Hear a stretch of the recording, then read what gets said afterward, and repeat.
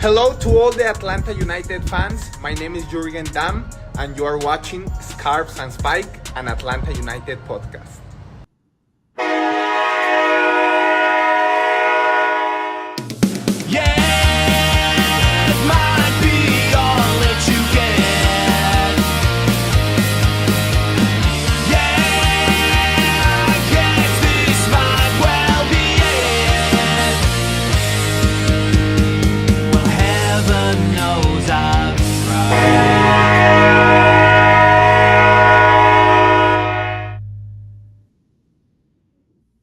Welcome in, everybody, to another episode of Scarves and Spikes.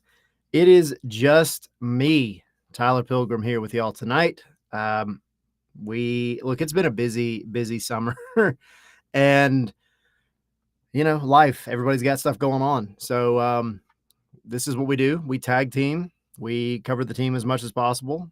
Henry and Sydney, they were at the game last night. I wasn't able to make it, but I did obviously watch the game. I'm apparently not allowed back in the bins after last night because Atlanta United not only broke their winless streak, but also broke their winless streak of 3 years in Leagues Cup. And I think we learned a lot. We learned quite a bit about the club as it stands today and kind of maybe the direction that they're going. And so it was a fun match. So we're going to talk about it. I'm going to hit on comments, lots of comments whenever y'all start dropping them in. So again, I am by myself. So y'all are the co-hosts today. So jump in with me, ask questions, dive into the chat. And we're going to have a good time. So Leagues Cup again, last night, it was a meaningless match. And now Atlanta turns and faces MLS play. They go up to Montreal this weekend, which is important. Maybe not so much for any kind of playoff aspirations, because at the end of the day, it is highly unlikely that Atlanta is able to make the playoffs. Not mathematically impossible, but it's going to be tough. So I think what most fans are really looking at this point is, are the players that are coming in mingling with the players that are staying going to be able to put together a much, much better product through the end of the season to then have a foundation to build on going into 2026. It's no fun being, a fan of the team that essentially has to more or less wipe their season halfway through or 3/4 of the way through or whatever. But that's where Atlanta's at. It's a hole that unfortunately they dug themselves into, and they're going to struggle, until they get it right. So it's been a busy transfer window for Atlanta. It's, about 2 weeks or so, a little under 2 weeks until the end of the window. They came in hot. Obviously, you bring in an AME high early. And then from there, it was you got guys like Juan Bettercall, Afonso, who we saw last night. Alzate is on his way in, getting all of his paperwork squared away. And then, of course, you had Noah Cobb out to Colorado. You had Efrain Morales out to none other than Montreal. And, you've had a couple of other moves. So it's a busy time for Atlanta. And I'm not going to sit here and say that the window's done for Atlanta, but I think at this point you're not going to see much activity unless the right set of circumstances kind of happen for Chris Anderson. So we'll see. We'll kind of see where it goes. And, maybe we get lucky. Maybe there's one more rumor that pops up and something comes out of it. But, all right. Normally this would be the time where Tommy, Sydney, or Henry would dive in with their thoughts, but I'm flying solo. So again, if y'all are watching, drop your comments in the chat, because I'm going to hit on probably all of them, because again, it is just me tonight. We're going to be having a good time. And in the meantime, though, I will say this. If you haven't already, go join our Patreon, patreon.com/scarves and spikes. Get you into our Discord, get you into our watch-alongs. It looks like we're probably going to be doing a watch-along most likely for that Nashville match that's coming up at the end of the month. If you haven't done those, it's a good time. We we all hop into, whether it's a Zoom, Discord, we may try out another program. At the end of the day, though, it is a room where we all dive in. You know, you can watch the game on your own screen, but we're all hanging out, and essentially it's like a virtual, hangout, and it's fun, man. We have a good time. So those are just two of the benefits just for getting in the Patreon. And then, of course, you have other tiers that give you exclusive access. We got training ground videos that go up. Henry had an interview with Javier Perez, who, if you don't know, is essentially the guy that is in charge of the academy, the young guys that you're seeing that came out last night and did work against Atlas. He is over that entire umbrella of the organization. So just little interviews, different things that we have going on for patron members. So definitely go jump in there. Again, patreon.com/scarves and spikes. Go visit the website. If you haven't signed up on there, that's free. Our website is completely open, but you can put in your email and get all of our articles sent out to you as they are posted directly to your email. So if you haven't done that, go do that as well. While you're there, you can go check out the shop, get you guys a glass, a coffee mug, a hat, whatever. Maybe not a hoodie at this point, but we have hoodies, we have jackets, we have all kinds of good stuff on there. So go check that out as well. All right, so let's dive into it, and I'll start with Dylan and Kel in the chat. And Dylan saying, if we trot out the same MLS lineup this game, I'm gonna riot. You and about 50,000 other people probably, Dylan, I would imagine, because I think what you've seen from last night in Leagues Cup, and there are a lot of variables here. There's a lot of caveats. Yes, Atlas, unfortunately, is not a great team. They have not been playing very good soccer. They have been mediocre at best over the past year. Our good friend Gonzalo Pineda is down there. He's trying to turn it around, but last night was not a good showing for Atlas, and this tournament was not a good showing for Atlas. So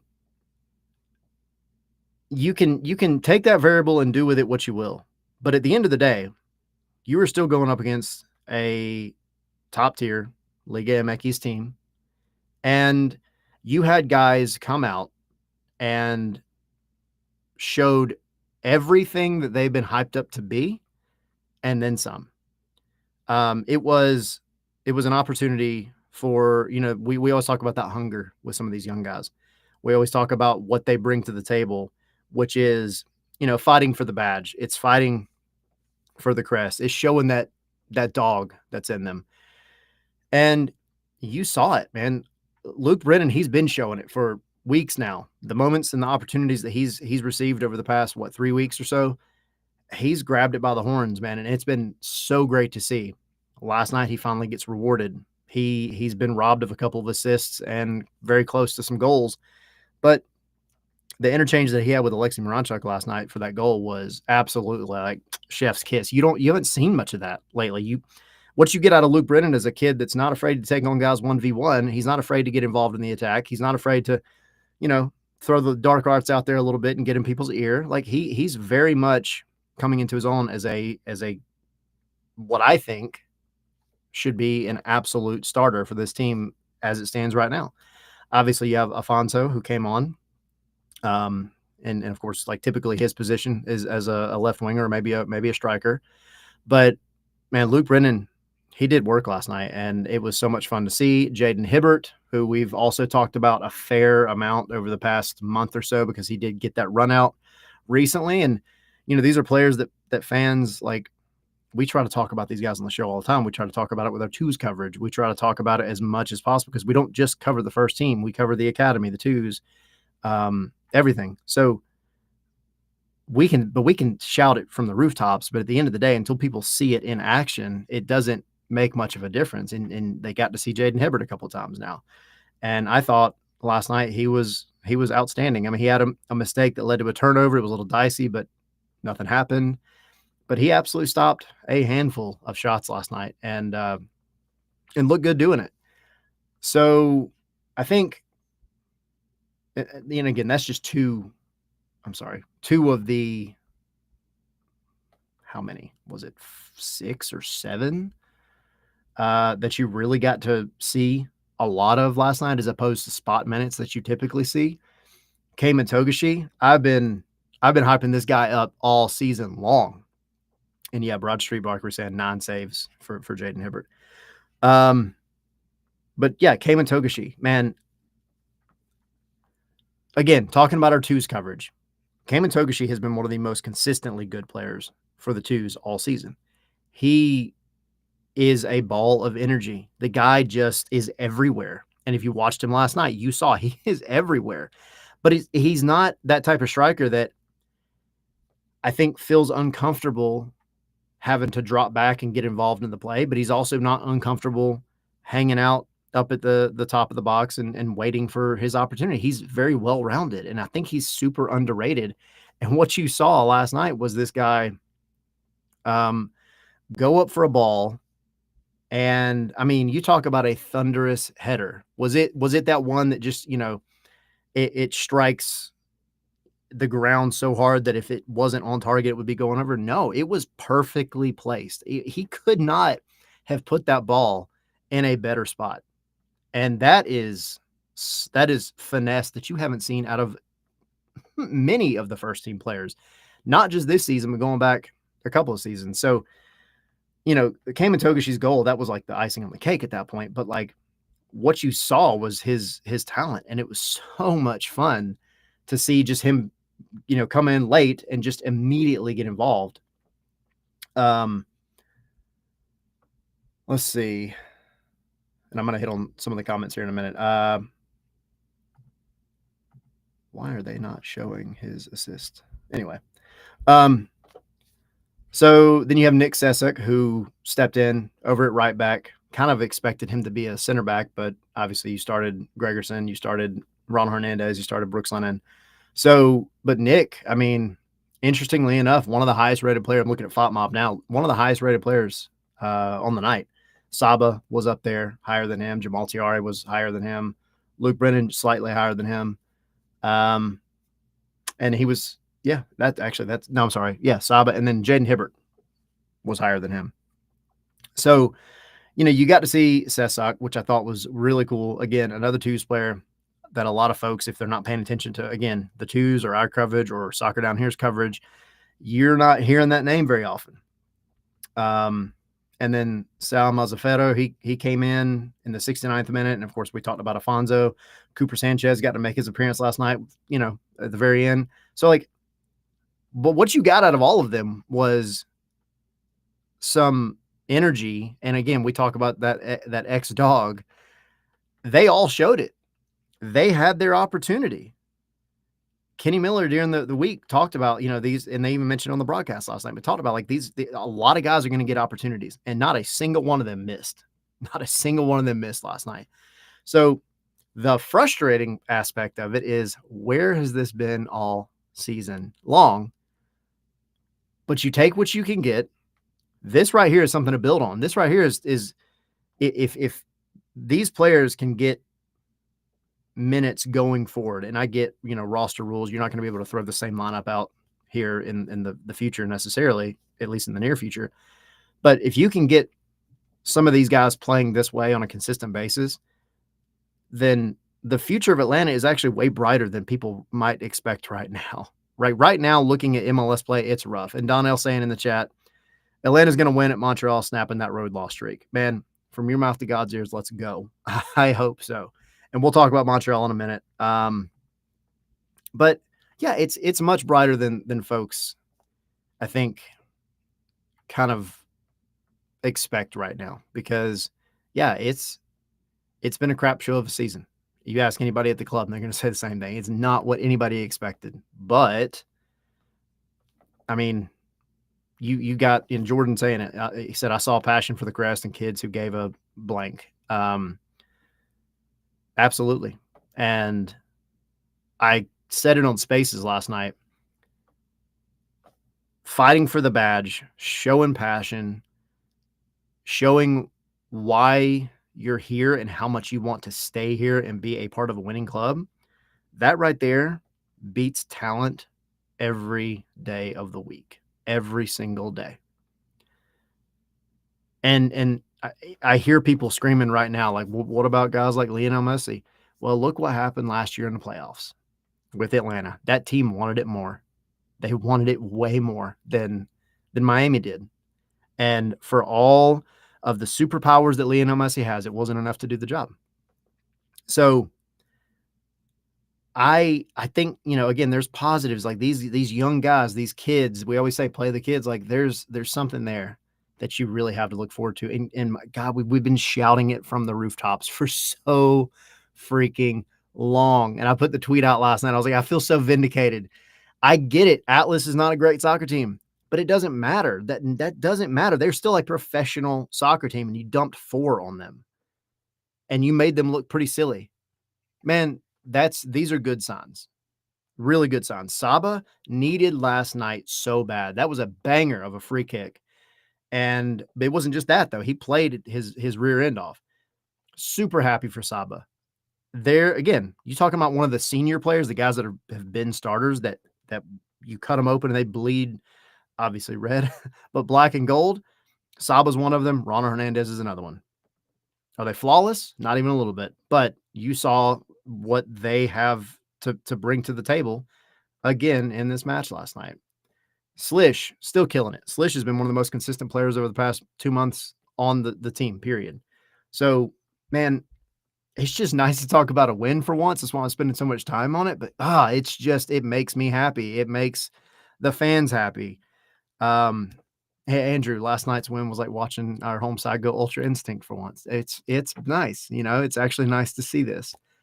My hop back to Kiel's comment. Isn't it an unwritten law that Morales should not play against his former team? Not necessarily. No, it's really more so what it comes down to is if Efrain were to score a goal against Atlanta, which is the team that has essentially raised him. And if you don't know, we've talked about it on the show before, but if you don't know, Efrain Morales, obviously he's been around for a very long time with Atlanta, has grown up in the club. He actually trialed.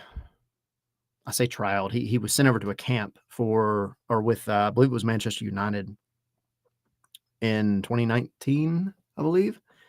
So spent some time over there, because they saw talent in him. And he came back. He's been with the twos. He's been killing it with the twos. And I hated to see him go. I hated to see Noah Cobb go. But Efrain has already been very active for Montreal in Leagues Cup. He's played these matches. He's got a goal. He got involved the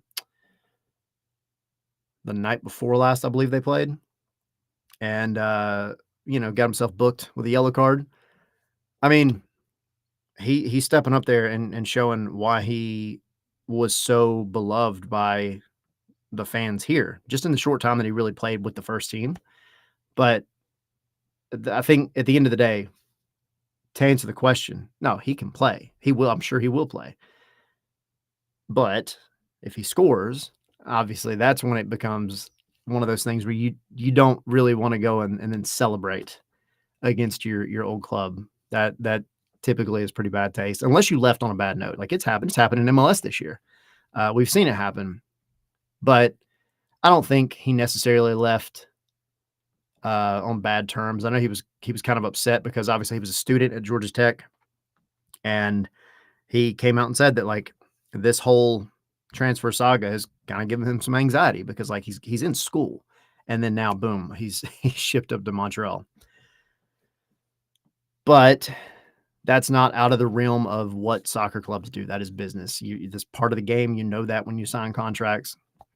I hate it for him that he hasn't at least been able to finish there. I don't know what his schooling situation is like now. I don't know if he's still doing classes through Georgia Tech or what. But I am happy that a club saw his talent and snatched him up because I think he's got a very high ceiling. So, all right, let's see. Let me hop on over to some other comments. Hi, bye saying Atlanta's winning the trophy this year. Let's go. Maybe not the wooden spoon now or the wooden spork. We'll see. We'll see how it goes when they get back to MLS play. Let's see. Dylan saying good teams trounce bad teams. We haven't done that in forever, even when we have had weak opponents. Absolutely. And this was a convincing win. That's the biggest thing. And I talk about convincing wins a lot. 4-1's pretty convincing, especially when you go up 3-0 in the first half. Like, that means you dominated. And you got past that hump that Atlanta tends to not be able to get past this year, which is actually putting the ball in the back of the net. Gotten so close so many times this season to where it feels like you're doing everything right but the final product. And it worked last night. The goals that they scored last night, those were very good goals. They were not junky goals. Like the penalty, I mean, it's pretty much a stone cold penalty, in my opinion. And that sets the tone. That's great. But I can be very picky when it comes down to how a team wins and whether or not they dominated. If you win a game by one penalty, hey, cool, you won. I'm not at all complaining, but like, I want to see open play goals. I want to see, that kind of free flowing soccer that shows that you really, really have something positive going on. Man, the Alexei Moranchuk, Luke Brennan goal, that was brilliant. It made me so happy to see that. The Saba goal, you haven't scored off of a direct free kick, I don't think, this season, if I'm not mistaken. And I could be completely wrong here, but I don't think you've scored a direct free kick since Almada. I don't know. I'm sure somebody will fact check me, but at least it feels that way. And then, of course, the Cayman Togashi goal, man, like that again, that was chef's kiss. I was so happy to see that. So you just wanted it more. And yeah, good teams beat bad teams. And last night, Atlanta United played like a good team. Played the best soccer they played all season in Leagues Cup. Finally got a Leagues Cup win in a game that doesn't matter. It is what it is, though. At minimum, you take this and you go try to carry that momentum up to Montreal. You have to. So let's see. And yeah, Patrick saying, I think like people will also forget that winning is freaking fun. Supporter section was high. Like winning cures everything. We say it all the time. Winning cures everything. If you can now string together a handful of wins in this final stretch, all right. Now you've got something really, really good to build on going into the offseason. Milan, after seeing the kids have a good night, but it makes me wonder why it had to come to this point before they got a chance. Ronnie should have been using the kids to push the starters. I don't disagree. We've talked about this over in the Discord a lot. We've talked about it on the show. It's tough, man. As a head coach, that's the part that you're getting paid the big bucks for. And to his credit, we've seen him try a lot of everything this year, throwing everything at the wall and seeing what sticks. And unfortunately, nothing's really stuck. I think you've had pieces of things stick. Like, I think you found out, all right, Salish needs to be in that midfield. If he can be there, he needs to be there. I think Ronald Hernandez has shown that he needs to be on the pitch in some way, shape, form, or fashion, preferably as a right back. And I know some people have varying opinions about Ronald Hernandez, but again, what he brings for, if you're going to continue to play kind of how you have, what he brings to that right side along with Miggy and Alexi has been leaps and bounds better than what Brooks Lennon has provided over there. It's just that chemistry's there, the connection's there. Moranchuk, and I see people talking in the chat, we'll get to him, but he's definitely coming good in much better ways. Jamal Tiare, man, like the guy's killing it. The guy's killing it over the $22 million striker that has been getting time up there. So it may not have been by choice that now Dyla is here, but out of necessity last night, this is the lineup that you had to play, and these are the things that had to happen. And if that's what completely unlocks it and shows the coaching staff, like, all right, we really, really can trust these young guys more than maybe, I don't know, we thought we could, more than maybe we wanted to, whatever the case is, I don't know. But I think if you start seeing a little bit more of these guys, and I'm not saying you got to run out the same lineup, you can't, but even if you could, I don't think you need to go do that at this point. But yeah, you need to see some more of Luke Brennan. You need to see some more of Will Riley. You need to see some more of Jaden Hibbert. You need to have Saba playing in a position where he's comfortable. You need to have Jamal Tiare starting more. I'll just say it. So, I mean, there's definitely a lot to learn. Now, it's one game, but that's why I say there's some trends here that go back to before this. There are little things here that you're seeing that are becoming consistent. And consistency is not something that you've had in quite some time. So, but yeah. So anyway, to circle back overall to what Milan was saying, I mean, yeah, I hate that it hadn't happened sooner because I do wonder maybe coulda, shoulda, woulda. What would the season have looked like at that point? But it is what it is. Now again, you have a foundation that you can go and build on. Let's see here. Oh yeah, and then folks talking about the Efrain Morales trade. Henderson said he asked for a loan, but to wait till the semester was over. I think they're on good terms. Yeah, I don't see nothing that I've heard has indicated that like this was a bad kind of turn of events for Efrain. Maybe not specifically what he wanted, but nothing that's going to go and cause like a Philly and was it Houston or Dallas situation where you have players scoring goals and then like truly celebrating against their old team. I don't think that's going to happen. Dylan saying what kills Leagues Cup first, attendance or the World Cup? The World Cup. I mean, because you're not going to have Leagues Cup next year unless they do something real drastic. And I just don't know that it would come back after that. I really don't. Let's see. Milan disagreeing with my Jamal shout. I mean, I think honestly that front three, and what I mean by that is the depth chart of strikers. I mean, I would agree with that, what you're saying about Jamal being a sub definitely last year and the beginning of this season.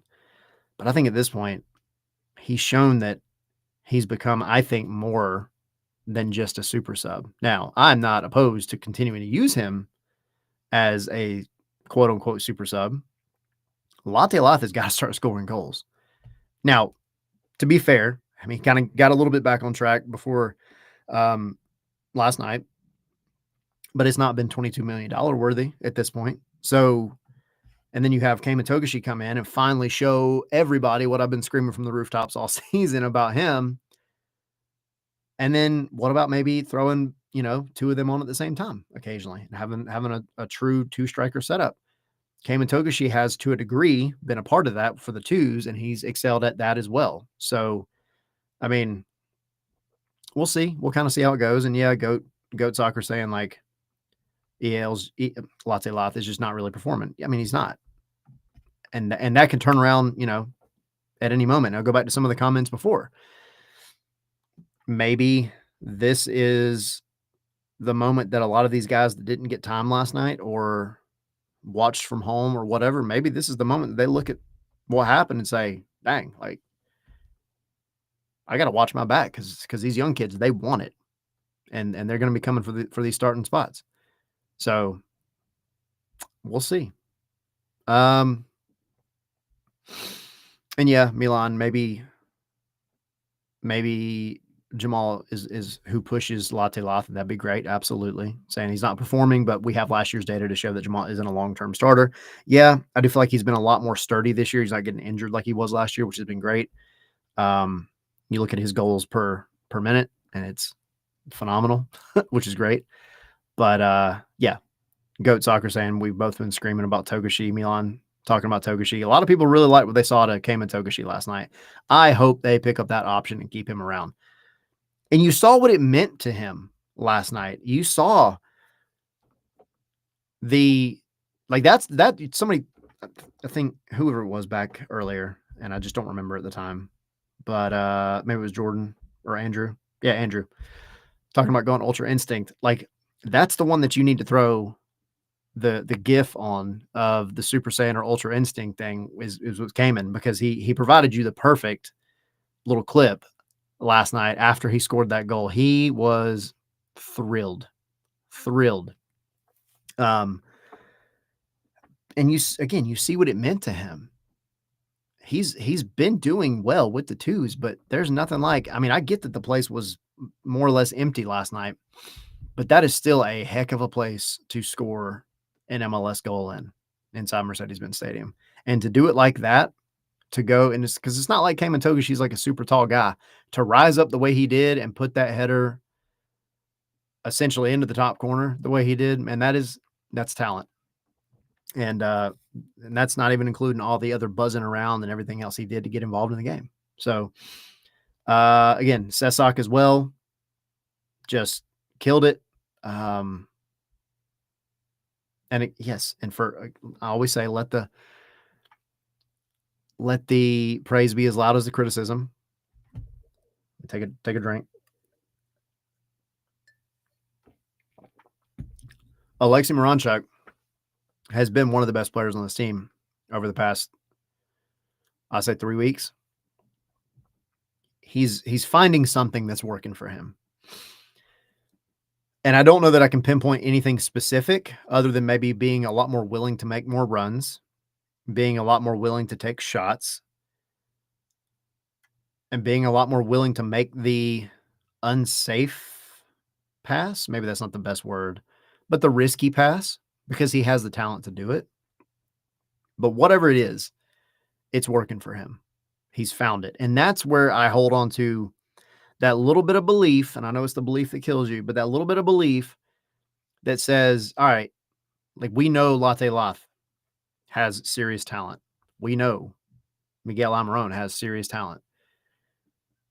It could just be something simple that clicks for these guys, like it has for Alexei Miranchuk. And I mean, I need him to continue this. Like, this can't just be it.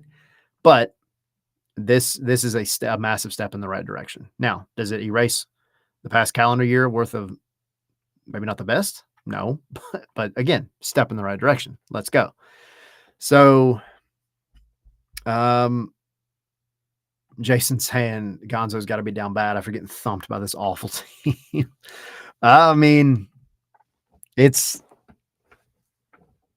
think that makes Pineda now still completely winless in Leagues Cup. Yeah, because the 2 years here and then now, with Atlas, he's gone 9 games without winning in Leagues Cup. So I'm glad Atlanta at least broke that streak last night. So, okay. So that's the Leagues Cup match, and we'll continue to talk about it. Again, y'all are my co-hosts tonight. It's just me. So y'all continue to drop the comments. I'm trying to hit on all of them as much as I possibly can. But we do have a Montreal match to talk about, which is this weekend. And as I lead into that, I will also caveat and say,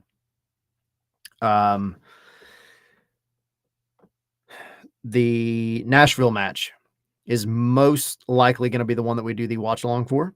So again, if you're not in the Patreon, go join the Patreon. It's patreon.com/scarves and spikes. You get in our Discord and you get into the watch alongs that we do. And again, other tiers have other things as well. We have the unfiltered videos that we do, which are just us giving whatever opinion we want to give on whatever topic about Atlanta United or whatever that we want to talk about. And we go in. We have the training ground videos and updates. We have exclusives like the one that Henry just did with Javier Perez. So, and again, some of y'all were listening maybe at the beginning, some maybe joined later. We talk about these young guys that played a lot of minutes last night and really did well. Javier Perez is the guy right now that is in charge of that entire development system.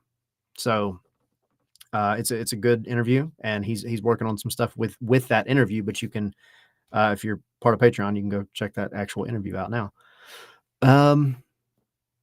Patrick saying we tried to make a Jaden Hibbert chant last night. Hib, hib, hooray. I like it. I want more player specific chants. I want them so badly. I think the team needs it. I think it's like the next step in the supporter culture. If you can get obviously the supporters groups on board and then have that bleed out to the fans once they start coming back, then you're in a good position. And it's going to be it's going to be really fun to kind of build that culture back up. Of course, the team's got to win. That's the most important thing, or none of this is going to matter. But if you can get the team playing well and the fans showing back up the way that they always have, because they've always been there, whether this team has sucked or not, and doing things like coming up with chants for players, things like, man, that's just that next level that I want to see. I'm so happy to hear that y'all are trying to get it going. But, and yeah, Jason, I talked about this a little bit at the beginning, but Jaden Hibbert had one mistake out of the back, but it came to nothing. I mean, everything worked out, but overall movement and reaction was really good. And that's the thing. I've talked about him a lot on the show, especially going back to when he started recently, but then just in general with like twos coverage. Jaden Hibbert is a super athletic guy. The guy lives in the gym. And there is an article, if you haven't checked it out, that I did late last year. So obviously still very relevant, over on scarvesandspikes.com. If you go to the website, go to the search bar, type in Jaden Hibbert, you'll see it. And just kind of did a chat with him. This was as he was coming back from his quick stint out in Birmingham. He was on loan for like a month. And just what he talked about was so impressive to me, because he always wants to improve. And specifically, he said when he was out in Birmingham, one of the things that he really wanted to focus on was playing better with his non-dominant foot. You don't see that out of a lot of goalkeepers. I mean, you don't see that out of a lot of players, which is unfortunate, but especially not goalkeepers. And for him to kind of have that level of maturity to say, I'm constantly working on things that I know I need to work on, that's impressive. And then you see it come to fruition on the pitch. You see him the 2 times that he's played in the past, 3 weeks, month or whatever. I mean, he looks confident. Sometimes maybe a little overconfident, but he looks very confident, and truly, truly impressed by everything that he brings. Daniel, I don't know that I should be the chant maker, but I will try my best. I'll at least give some ideas, and then y'all can run with it. All righty. Let's see here.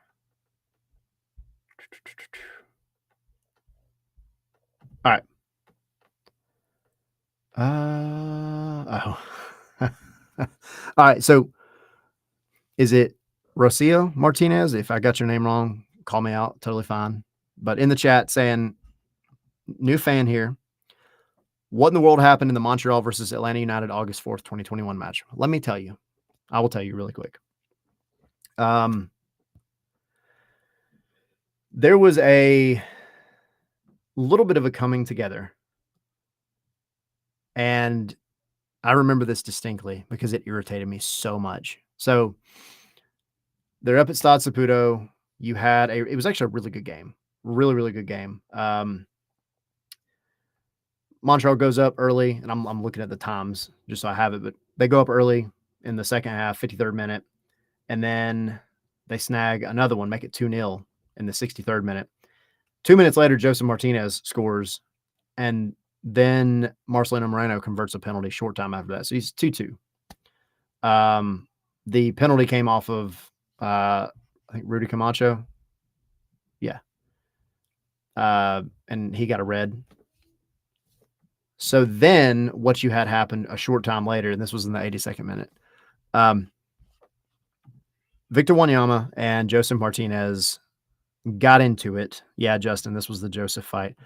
They were actually in goal. They had ended up in, I believe, Montreal's goal. And some words were said that were maybe less than happy, I'll say. And Victor Wanyama actually went and grabbed Joseph like by the neck, at the kind of at the base of his neck. And Joseph, never being one to back down from a fight,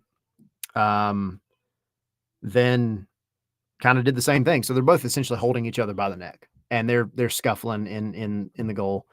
And because it's that neck contact, the ref did it's the right thing technically. Even though Victor Wanyama was absolutely the one that started this whole situation. He did the right thing and sent them both off. And on the way down the hall, down the tunnel, I mean, they'd already kind of made up. I mean, they're like chirping at each other, but like they were walking side by side, and like they obviously let um the moment kind of get to them. And at the time, both teams were kind of in a position where they like this was a point in the season where they really needed results to make the playoffs.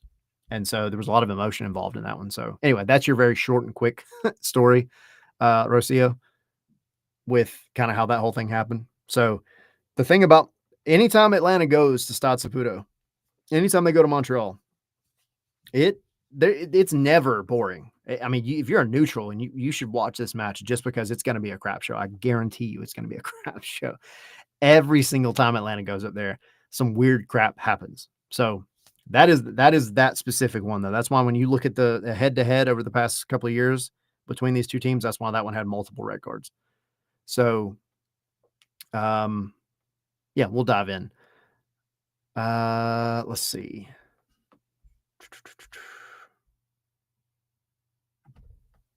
Keeping in mind, it's so weird to me. It does not feel like this happened, but the opener of the season was against Montreal, obviously at the Benz. And man, how things have changed since then. That one, Latte Loth, man, we thought things were going to be so different. But he scored 42nd minute, 63rd minute. And then Evan Mosquera, who is no longer here, obviously, kind of rounded it off and gave them the 3-2 win in the 85th minute because Prince Owusu and Nathan Saliba both scored in the second. One early in the second half and one about halfway through. So there's not a whole lot that you can take out of that first game this season and carry it over to this one because things have changed so much for both teams. Atlanta has, I mean, I don't need to bring up recent frustrating history. Like they just have fallen off a cliff. Yeah, Jason, like it seems like it was 2 lifetimes ago. That was a totally different world at that point, it feels like.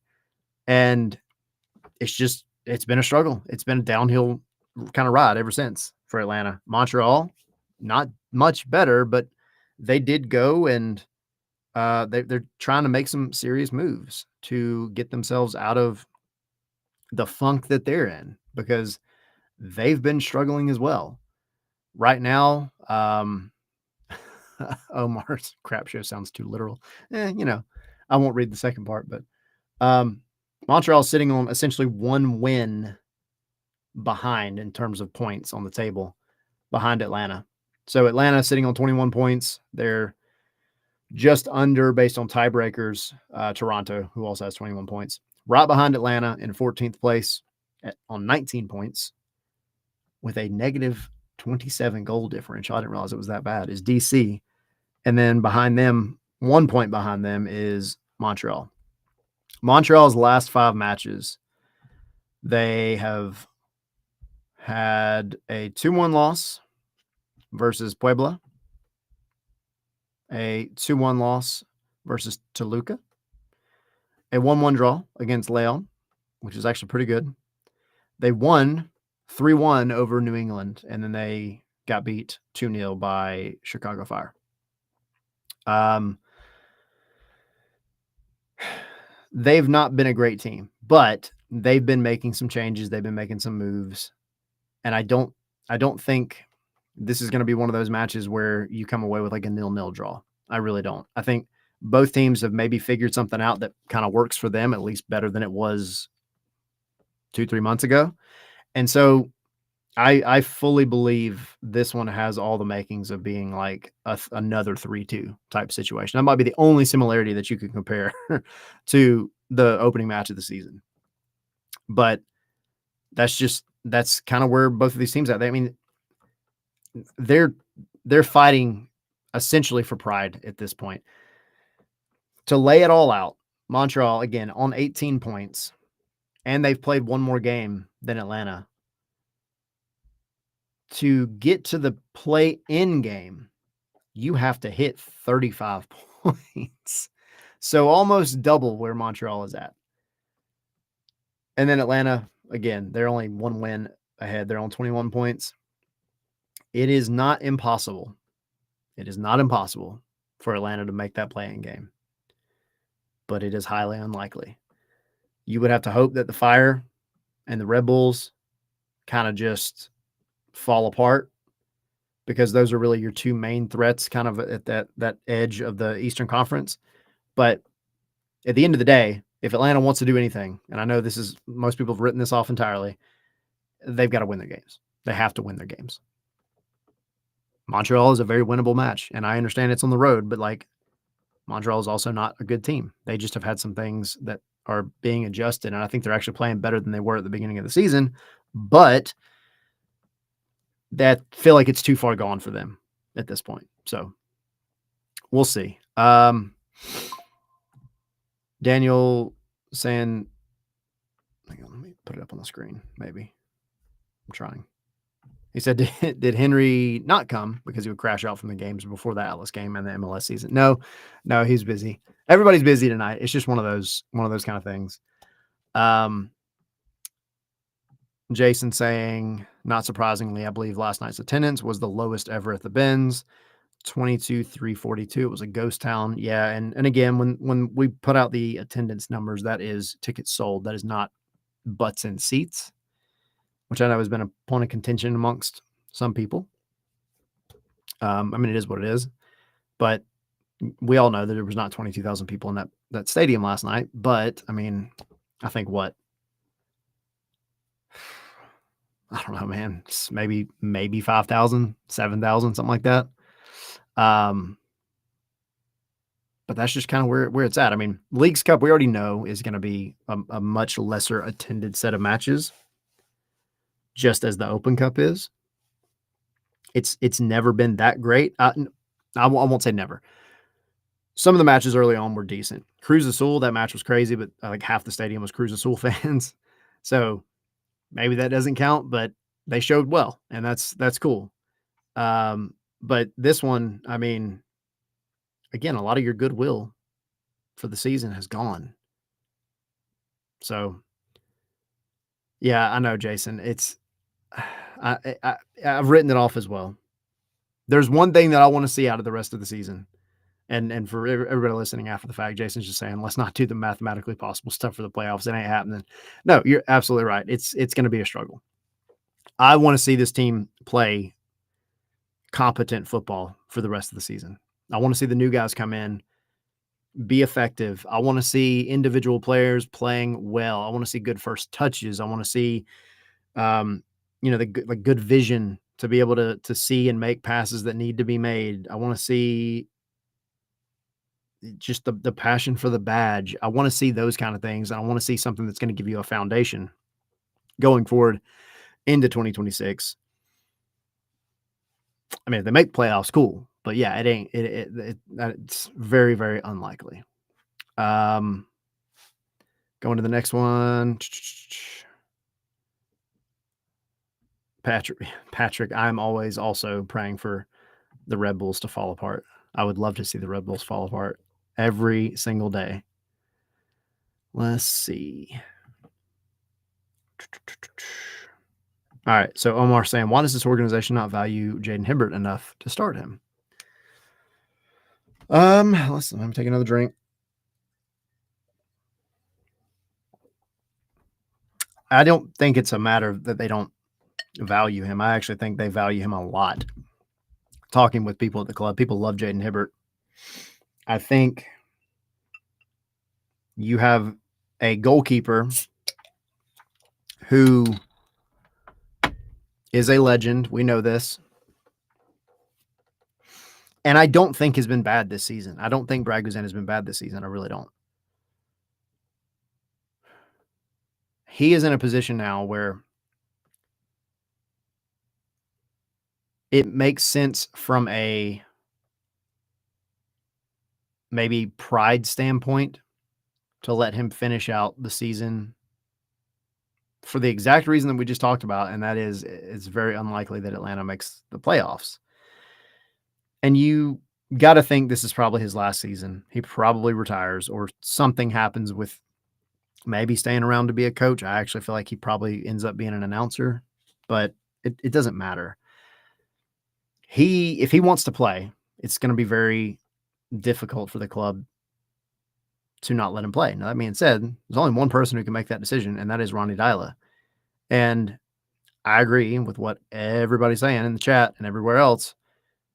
Jaden Hibbert needs to be getting time, because it does kind of seem like the way that his trajectory is, he is the future goalkeeper of this club. If they can keep him around, if they can pay him what he deserves to keep him around, and he continues to grow the way that he has, you've got a long-term goalkeeper. The guy's young. Like, he's going to be around. And in the meantime, you got Josh Cohen, who I know people have their opinions about him as well, but I mean, he's here. He's been around the block for quite some time. And if you really don't feel like Jaden Hibbert's that ready, then you have Josh Cohen in the meantime to kind of help bridge the gap. But I don't want to see Brad Guzan not play, but I want to see Jaden Hibbert play more. And I get it that he's a club legend. He's a club legend. He needs to have a proper send-off. But for the future of the club, you've got to continue to get Jaden Hibbert. If that's the guy in your plans, you've got to continue to get him time. And he can still learn from literally one of the best in the business. Like, for all the crap that Brad's gotten over the past couple of years, it's been better the past two. But going back to 2022 on all that, like injury and all that, it was rough. He now has solidified himself absolutely as a club legend for Atlanta United. You're never going to take that away. I, again, hope he sticks around in some fashion with the club going forward, but I need to see the newer guys get that time. And that's something this club has never had to really go and invest in, is another long-term starting goalkeeper. Never had to do it because you had Brad the whole time. But here you are. Father Time is unbeaten, and not taking anything away from Guzan, but you have to look to the future. So I don't, again, and that was a very roundabout way of saying, like, I don't think they don't value Hibbert. I don't think it's that. I just think that it's kind of tough because, and somebody said it in the chat, I think maybe Jason, saying they also pay Brad a lot of money. Let's see. And yeah, Omar saying you give him the decision day game to have the proper send off. No need to keep playing him and risk injury. Yeah.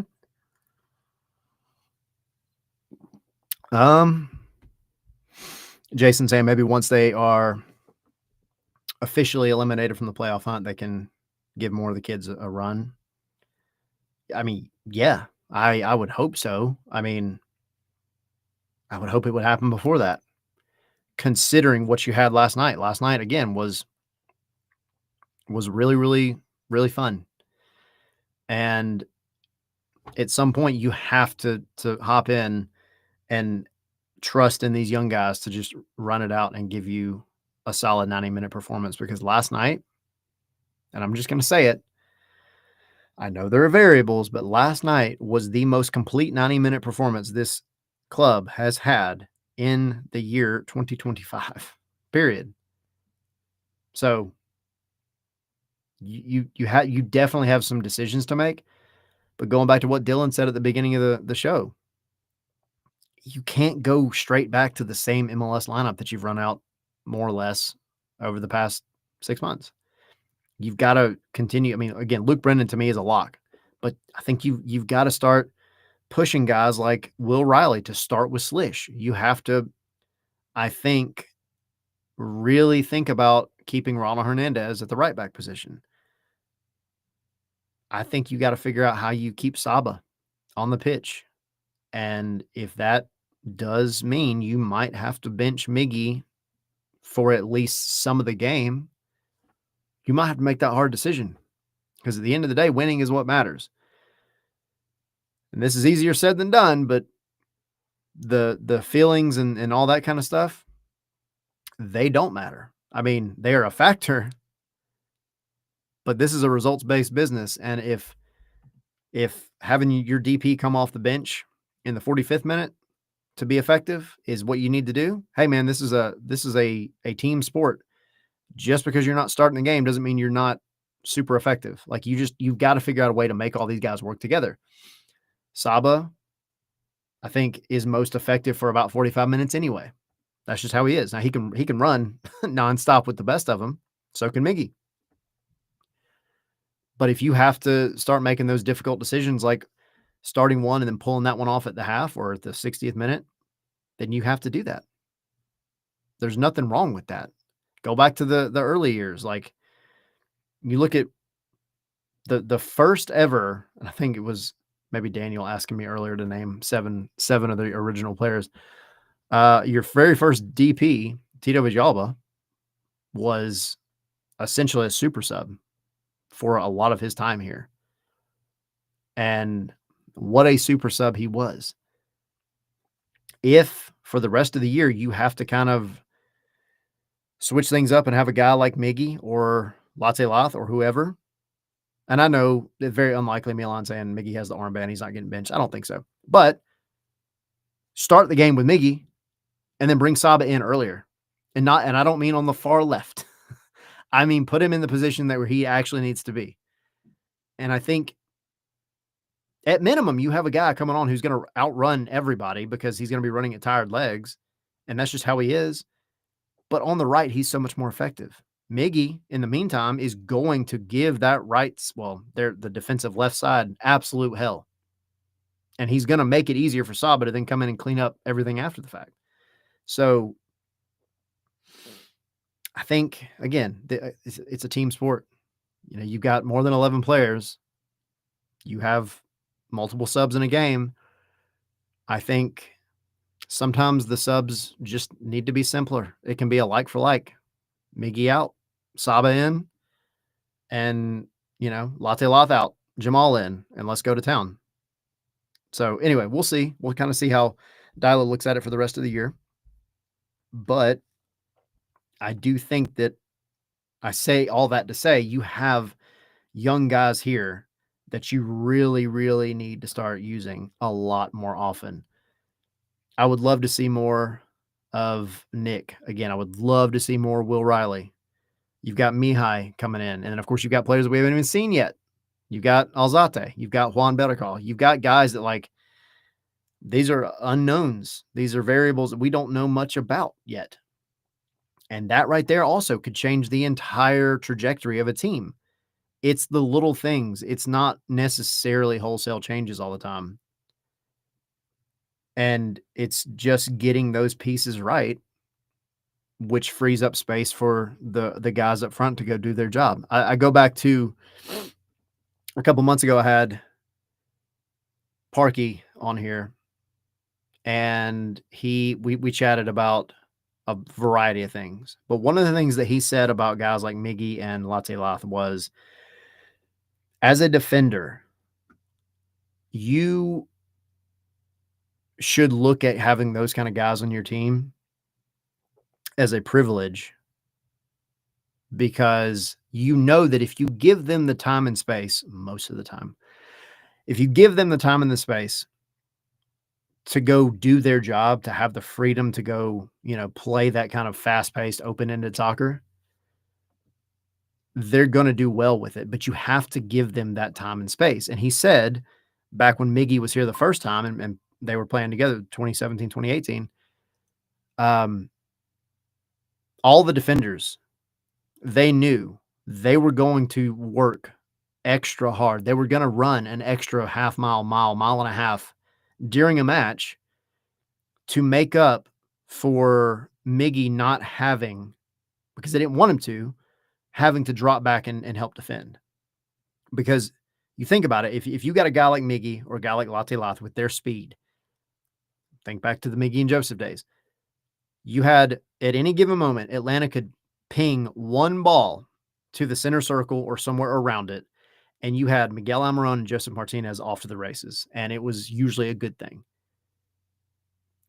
You haven't had that a lot this season. You might get Latte Lath on a break. You might get Miggy on a break, but it's very, very rare that you get numbers ahead like that. You get 2, even 3. It doesn't happen that often because you're having to defend so much harder. Parkey, his point was if I can do that extra work to allow Miggy or a guy like Latiolate that space to kind of sit there and give the center backs something else to think about, then I'm going to do it because I know that at the end of the day, that's what's going to help us win the game. And that's what matters.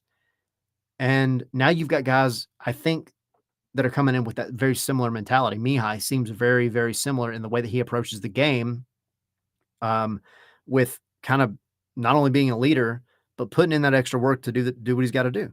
I think you're going to see that out of Barakal. And if you don't, he's only here on a loan. I mean, this is a trial essentially for him. Stian, when he's healthy, I think gives you that a lot.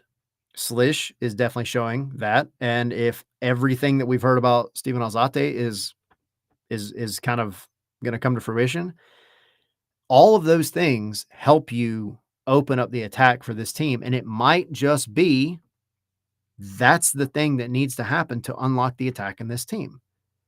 And Milan saying, I'd love to see Latiolate not have to drop back anymore this season. Absolutely. He shouldn't have to. Your $22 million striker should not have to be, defending crosses in the box. Like I get, yes, corners, like that's just a team effort. But in the normal run of play, he should not have to be back there. And to be fair, neither should Mickey, not that far anyway. So if you get that extra work rate out of some of these guys and you've kind of weeded out maybe or relegated to the bench some of the other ones that maybe aren't giving you that full effort that you need, maybe that's the secret sauce that this team has needed all season long. We'll see. Well, these final 10 games are definitely going to show us a lot. And you just have to hope that whatever about the playoffs, you just have to hope that it, again, I've said it multiple times, gives you a good foundation to then go forward to 2026. Because at that point, if you can get this right, then the winter window is a matter of just fine tuning things. It's, do you find another left winger to go over there with Luke Brennan? Because Luke Brennan's going to push him. Luke Brennan's going to fight for time.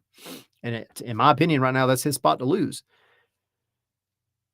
I think you need to really start looking now at another right back or two. Though I think you would definitely have something that the kids have shown to where maybe you don't have to stress so much about it, but you do need another absolute starter locked in right back because I just don't see Brooks Lennon being here next year. And I think the same thing on the left side. I'm not saying Pedro Amador was going to go anywhere necessarily, but you do need somebody else over there. Ronald Hernandez can jump back and forth between the two, but he doesn't need to. He likes the right. He's told us that at the training ground multiple times. I prefer to play on the right-hand side. And you see it when he's over there. So if he's not your starter, or if he's just one getting spot minutes or, a handful of starts, a handful of games, cool. Keep him. Go get one more right back. Go get another left back. And that's the main things that you've got to accomplish in the winter. But if these guys don't come good in the past 10 games, or the last 10 games rather, and then you got a whole different set of circumstances that you've got to figure out in the winter. So that's not even taken into account all of the folks that are either at the end of their contract or on option years coming up in December. So we'll see. We'll kind of see how it plays out. But I mean, what you saw in Leagues Cup last night,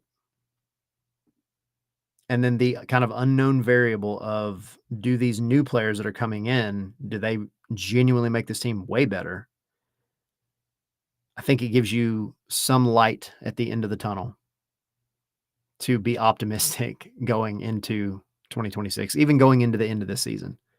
So let's see, Brett, how likely is Gregerson to return? Does it depend on how healthy he is for the rest of the season? I'll give you my opinion.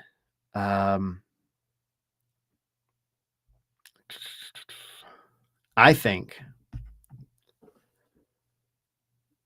he's up in the air at this point because you got to think about the salary. You got to think about how much money he's making compared to the amount of time he's actually been able to play this year. I would love to keep a healthy Stian Gregerson around because, and I said this on Spaces last night, I think a healthy Stian Gregerson is arguably the best center back overall in the league. but he just hasn't been healthy. And so I think if he goes the rest of this season and doesn't have any more issues, and then of course he gets a full off season to really recover, I could see him staying. And then I think at that point, maybe Derek Williams becomes the other one on the chopping block. But if he can't stay healthy, you've got to move on from him. You have to. It's just unfortunate, but like that's you. Again, putting on the business hat, I've got no use for somebody that can't stay healthy. So if he does stay, I like that because it pushes Mihai and it pushes Better Call to really, really push for time and like really fight. And then you've got actual competition back there. I never felt like you had real competition with Luis Abram back there. His personality sucked. He was a mediocre to moderate center back. And I just think he was happy with the time that he was given, but he wasn't really going out of his way to push Derek and or Stian. So Stian, though, on the other hand, I think he is absolutely not going to give up that starting spot to Mihai and or Juan Beracall very easily. I think he's going to continue to do everything he can. So then, yeah, it just comes down to does he stay healthy? We'll see.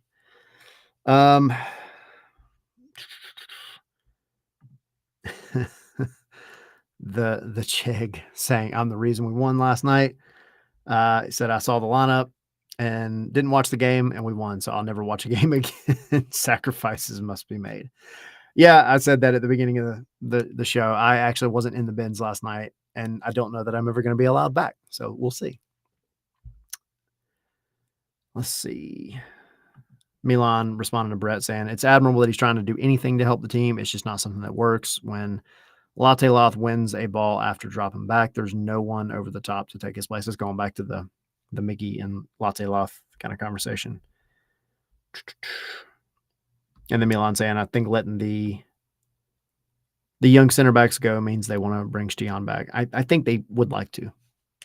And if you've got the cap space, if that, whatever it is, like $1.2 million or whatever he's making is good, then like, cool. If you can make it work for sure. Thank you, the Chag. He's saying it's been a minute since you've been in the stream, but you do listen. I appreciate that. And on behalf of all of us, again, I'm doing this by myself tonight, which is abnormal, but thank you for hanging out. Thanks for listening after the fact too. Jason said one of the normal supporter section buddies missed last night. He's now banished. Sucks for him. Yeah. I mean, you got to do what you got to do. You have to do what you got to do. Like it is what it is. Let's see. Daniel, if Atlanta gets eliminated from playoffs, we need to give players that don't play much time to prove themselves and for people to fight for a spot to also help the team end on a good note. Absolutely. And so we kind of touched on that, but yeah, I mean, at the point where you're definitely eliminated, dude, Latte Loth needs a break. Miggy needs a break. Slish needs a break. I would say Stian needs a break, but he really needs to prove himself. Brooks Lennon needs a break. I mean, there's so many. Give the other ones, the ones that aren't getting that consistent time, give them time. Let them have that experience. It's not going to hurt anything at all. I don't want to see this team mathematically eliminated from the playoffs in September, still trotting out what would essentially be a first choice lineup. I don't want to see that. There's no reason to do that. So I absolutely agree. We'll see how it goes. All righty. I have successfully, along with y'all, now single-handedly ran this thing for an hour and almost 10 minutes. The Chegg saying you got to sell Brooks. Yeah, 100%. I don't expect Brooks Lennon to be back here next year. I would be very shocked if that did happen. Milan, which of the new players do you expect to have the biggest impact for this last part of the season? I think, and this is just judging all of this on kind of what I've heard and, people talking, I think it would have to be Steven Alzate. If you can get Alzate in alongside Slish, Slish likes to get forward. He's a great bulldog for what the team has needed, but I think he's much better going forward. And he played the captain really well, but I think Bartek Slish needs to be your true number 8. Alzate is by all accounts the bulldog number 6, the defensive midfielder that this team has needed desperately for a very long time, from what I've been told. And if that is the case, then I think he has the biggest impact going forward, because that helps out the most underrated yet most important player on a team is the number 6 by far. When the number 6 is working, the defense is locked in, it's solid, and you're keeping clean sheets. When the number 6 is locked in, playing the game, your attack has freedom to roam and get forward and do what they need to do. So if he can come in and lock it down the way that we kind of are expecting and hoping, then I think he's definitely the most impactful individual signing of the summer.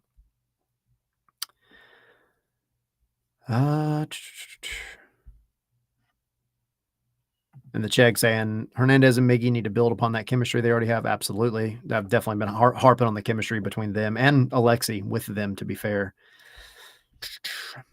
All right, I'll hit on this one. Daniel saying, what's the starting 11 for the Montreal game? My predicted starting 11, I will, and this is just going by what I think it'll be, not what I necessarily hope it would be. But let's see. I'm trying to visualize here. No, I'm never going to visualize. All right. I said all these things, and I'm going to have to go and make guesses of what I actually think will happen tomorrow. I think Bragazan starts in goal. I think it's Mihai and Stian Gregerson. I think it's Ronald Hernandez and Brooks Lennon. Ronald Hernandez on the right, Brooks Lennon on the left. I think it's I'll be a little weird here. I'll say Slish and Riley. Miggy, Moranchuk, Brennan, and Latelaf. I think that's how it goes. We'll see. But I would kind of be shocked, so that's kind of adding in a mixture of guys who got some rest, guys who maybe didn't play as much. And then some of them are just going to have to, I think, suck it up. Like Slish, you can't afford to not play that guy at this point. Unless you can get Alzate in there. Because, and if you were to bring in Alzate for Slish, it's only because Slish just needs to rest. I would, again, like to see the pairing of Slish and Alzate, but I just don't know. That's not going to happen tomorrow or Saturday. So, and then my only other one will be if Juan Beracall got his visa situation figured out, then maybe instead of Stian, you let him rest and you put in Mihai and Beracall, because that is on paper what you're expecting and banking on being your starting center back pairing going forward. Again, unless Stian Gregerson has something to say about it. So, Brett saying going from Miyamba to Alzate should be a huge upgrade. Yeah. Love Miyamba, but yeah, and he said it a little further down. Brett did. Miyamba's fine as a backup. Just he's not starting caliber right now. It's just not been the most consistent run. And I'll go back to that Michael Parkhurst conversation that I had with him a couple of months ago. During that same conversation, talking about what he did with center backs and guys like Miggy. In that same conversation, he called Tristan Miyamba a coach killer. And it was nothing personal, but he called him a coach killer because a coach killer is that kind of guy that will have an absolute banger of a performance to give you enough hope to hold on to. And then he goes and kind of lays an egg for a couple of matches. And then he has a good one. And it's like, oh, he's coming back. And then it's, oh, now we're taking a dump again. And it's that inconsistency that allows, a coach to kind of hang on to him as an option, and what ultimately is to their own detriment. So let's see. And Milan saying, yeah, I think Miyamba would look much better with Alzate as well. He just isn't good playing deep defensively. Yeah, Miyamba does not need to be a number 6. And unfortunately, he's kind of been employed as that because I think you have better options at the number 8. So you're going to use those options at the number 8, which leaves Miyamba to have to be a defensively oriented more number 6. And so it just doesn't always work for him. He gets a little too cute sometimes, and the passes just don't come off, and you end up causing bad turnovers. And to be fair, like Slish, even going into the beginning of this season, kind of had really bad experiences with that. Go back to Miami last year and, trying to play out of the back and just giving up a stupid ball. But Slish he's built on that, and he's given you consistency. It's not that he's had a couple of good matches, then he's fallen apart again. Like Slish has been really good for a significant amount of time now. So you see that improvement. You haven't seen that, in my opinion, with Tristan Miyamba this year. He's better than he was last year. Last year was really rough for Tristan Miyamba. But to me, it's still not where the team needs to be. So, okay. I think I've hit on everything. All right, cool. So now our 16 minutes. Y'all are awesome. Thank you guys for being my co-hosts for the night. Y'all have been a lot of fun as usual. We truly, truly appreciate it. Again, if you're not part of the Patreon, go join. It's super awesome, super fun. You get in the Discord, you get in the watch alongs that we do, which we will be doing at the end of the month for the Nashville match. So patreon.com/scarves and spikes, and go check out the website if you haven't on there as well. Scarvesandspikes.com. On the website, you can also put in your email. That's just to get your articles that we post pretty much every day, sometimes multiple times a day. They get sent straight to your email, which is super nifty. And beyond that, the shop. Definitely go to the shop on scarvesandspikes.com. Get you guys some merch. And I am remiss. I did miss one day. I got to give you my prediction for Saturday. My prediction for Saturday. I'm going to say, because I kind of alluded to it earlier, 3-2 Atlanta. Because I don't know. Maybe I'm a glutton for punishment. Maybe I'm just super hyped up after last night. I don't want to be let down, but I'm going to be happy and say 3-2. And I'm going to at least live in this bubble until Saturday, and we'll see how it goes. Kiel saying 2-2. It's kind of what popped in my head first. Daniel saying 4-2. Yeah. Y'all keep dropping them in the chat. And y'all can always drop them after in the comments too. And we'll definitely get to them as well. But Patrick, have a good night. Daniel, appreciate you hanging out. Milan, thank you as well. All of y'all that have been in the chat and listening after the fact. Thank you guys so much. And Daniel saying Mihai scores a header. Hey, if that happens, let's go. I will chug that beer that you've been asking me to chug if Mihai scores a header. I'll do it on camera just for you, Daniel. But with that, I truly.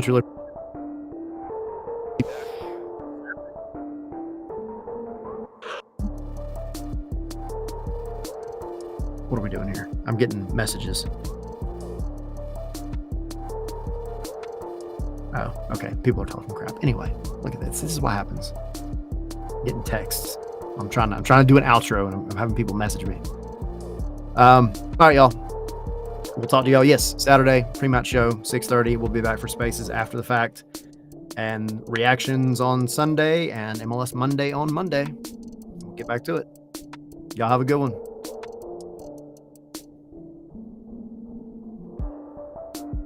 Now, this is the part where I got to continue our tradition of talking crap after we get done.